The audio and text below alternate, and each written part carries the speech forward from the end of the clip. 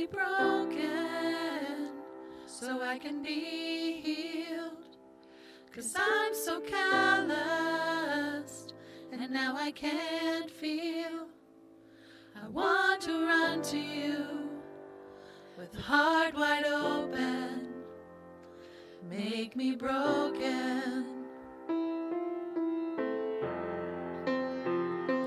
Make me empty so I can be filled. 'Cause I'm still holding onto my will. And I'm completed when you are with me. Make me empty till you are my one desire, till you are my one true love, till you are my breath, my everything. Lord, please keep making me. Make me lonely so I can be yours, till I want no one more than you, Lord. 'Cause in the darkness, I know you will hold me. Make me lonely till you are my one desire, till you are my one true love, till you are my breath, my everything. Lord, please keep making me.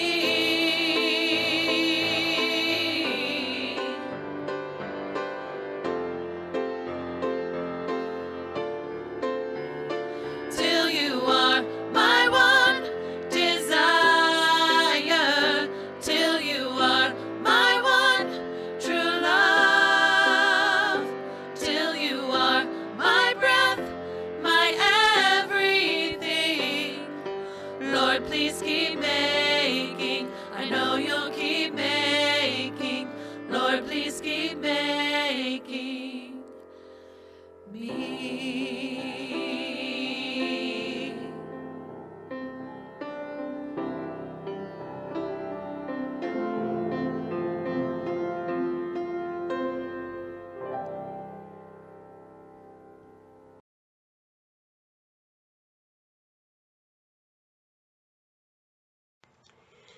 Hey everyone, I'm Jen Mayer, and this week Father Mike talked about how God uses high points and low points in our life to grow our faith.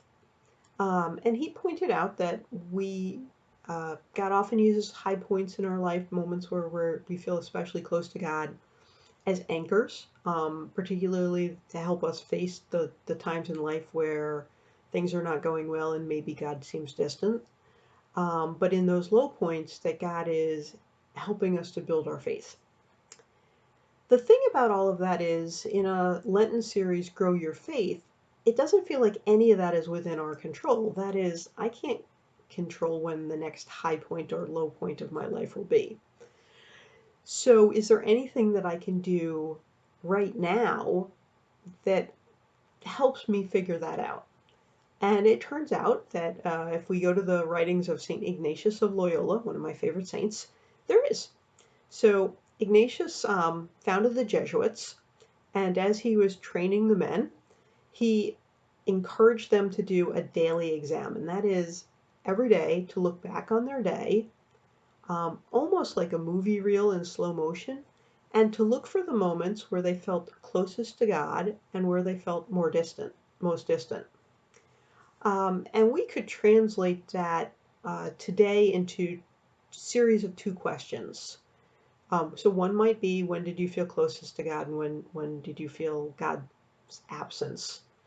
But if that's feeling a little strange to you, you can ask easier versions of that. So when were you happiest, and when were you saddest? Or what was the high point of the day, and what was the low point?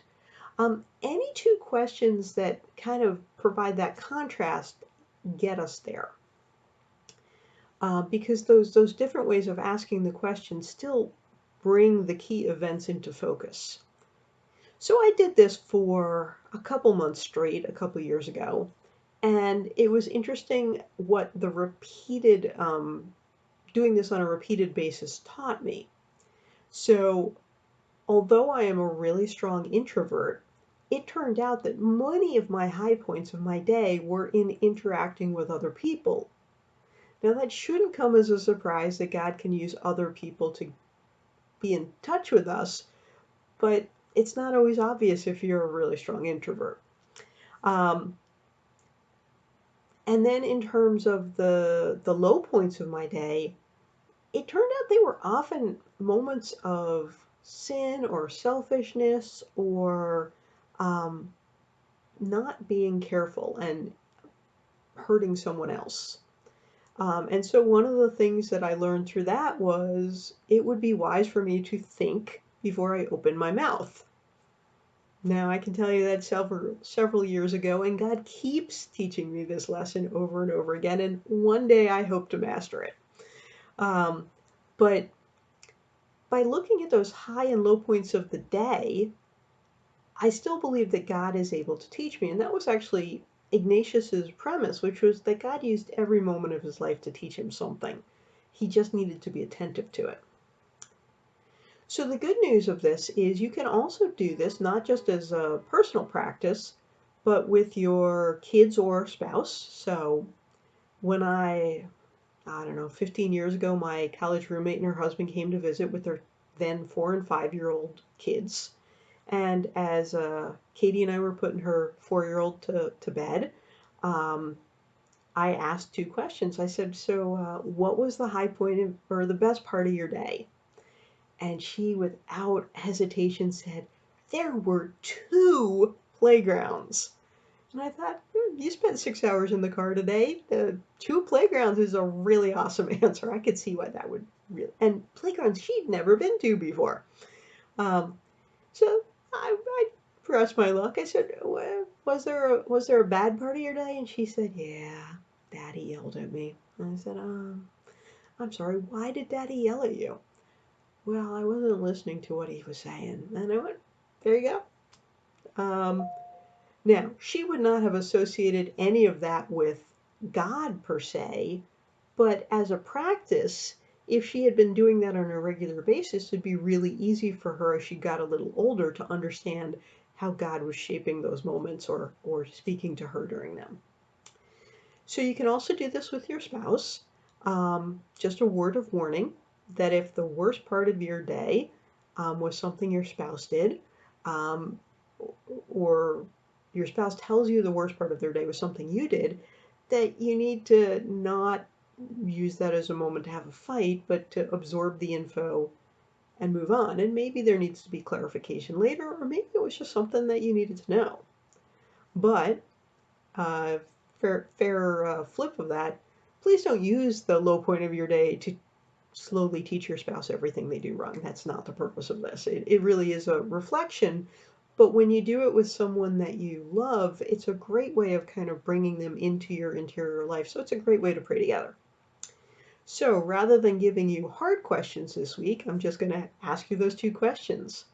Where was God most present to you today? And where have you found God lacking?